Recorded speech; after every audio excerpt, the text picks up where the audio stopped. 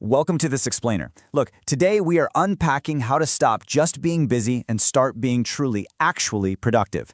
We're drawing on some absolutely life-changing lessons from the book Focus on What Matters by Darius Foroux. If you've ever felt like your days are just completely slipping through your fingers, well, you are in exactly the right place. Let me ask you something.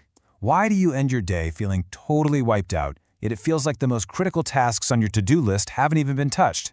You know the feeling, right? You ran around, you fired off emails, you put out fires left and right, but the second your head hits the pillow, you get that sinking feeling of zero real progress. Why on earth does that keep happening? All right, here's our roadmap for shifting that mindset from just managing time to fiercely protecting your attention. We're going to cover the attention crisis, the digital noise trap, controlling what you can, mastering deep work, and finally, overcoming fear and regret. Let's jump in. Part 1, the attention crisis. We're kicking things off by digging right into the true root of all that daily exhaustion.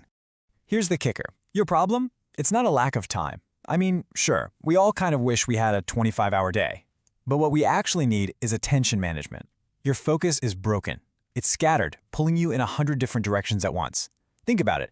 If you have 8 hours to work, but your focus gets snapped every 3 minutes by a ping, a random thought, or that urge to scroll, those 8 hours are practically useless. Your attention is the lens you experience life through. If that lens is cracked, everything you do is just fragmented.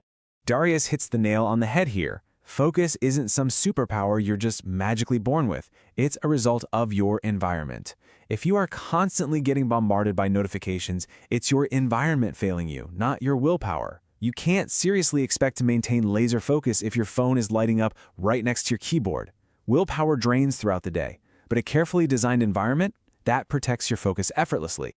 Moving on to part 2, the digital noise trap. Let's look at how our modern environment is literally engineered to hijack our brains. It's incredibly helpful to separate the tasks that just keep us spinning our wheels from the tasks that actually move the needle. On one hand, you've got shallow work. We're talking about responding to a Slack message instantly, endlessly scrolling for inspiration, or color-coding your folders. It feels productive, but honestly, it's fake productivity. On the other hand, we have deep work. This is that distraction-free, intense concentration where you actually create real value. Shallow work might keep you from getting fired, but deep work is what gets you promoted, launches that business, or gets that book written. To really picture the cost of all this shallow work, imagine your focus is like water filling a bucket. If you turn on the tap and just let it run, the bucket fills up fast, right? But if you turn the tap on for 2 minutes, turn it off to check a notification, turn it back on, turn it off again for an email, it takes forever. Literally every 5-minute distraction shatters your momentum. Your brain has to burn so much energy just to get back to the depth of thought you had before the interruption. You are draining yourself just turning the tap on and off. Which brings us to part 3. Control what you can. To fight back against all this noise, we need to borrow a brilliant mental shield from ancient Stoic philosophy. It's called the dichotomy of control. Basically, you separate everything in your life into 2 buckets: things you can control and things you absolutely cannot. Once you master this concept, you stop handing the keys to your happiness and productivity over to outside forces. Every single day, you're hit with things totally outside your control, and if you attach your focus to them, you're just going to get tossed around like a ship in a massive storm. Let's break those 2 buckets down. Are you stressing over things totally out of your hands? Like how many likes a post gets, whether you get that specific promotion, or what your coworkers think of you? You literally don't control any of that. What you do control is the quality of your own effort, your process, your reactions when things inevitably go sideways. When you focus 100% on your own actions, you detach from the anxiety of the outcome, and that instantly frees up so much mental bandwidth. Think about how this plays into your daily choices. A calm mind is like a perfectly quiet pond. You can see right to the bottom, which means you can make clear decisions that actually align with your long-term goals. But a mind agitated by constant inputs, anxiety, and a desperate need to control the uncontrollable, that's a turbulent pond. You can't see a thing, so you suffer from decision fatigue and end up just grabbing whatever is floating on the surface, which, surprise, surprise, is usually just another distraction. All right, section 4, mastering deep work. Now that the mindset is locked in, let's talk about the actual mechanics of building up that focus muscle. Look, an untrained mind is a distracted mind. It's just like an untrained dog that barks and runs at every sudden noise.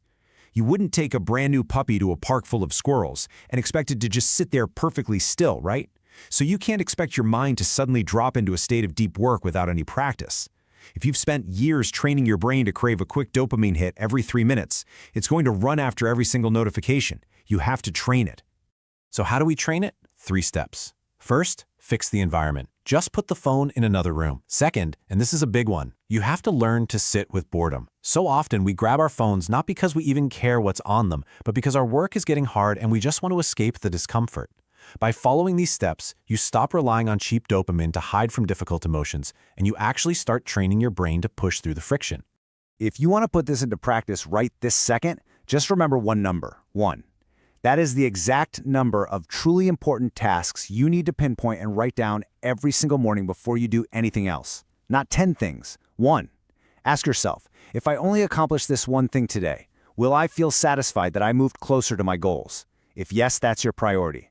Do it before the email, before the scrolling, and way before the noise of the day can hijack your brain. Finally, Section 5, overcoming fear and regret. Let's talk about the ultimate cost of living a distracted life. Because lacking focus isn't just about missing work deadlines, it's about missing your actual life.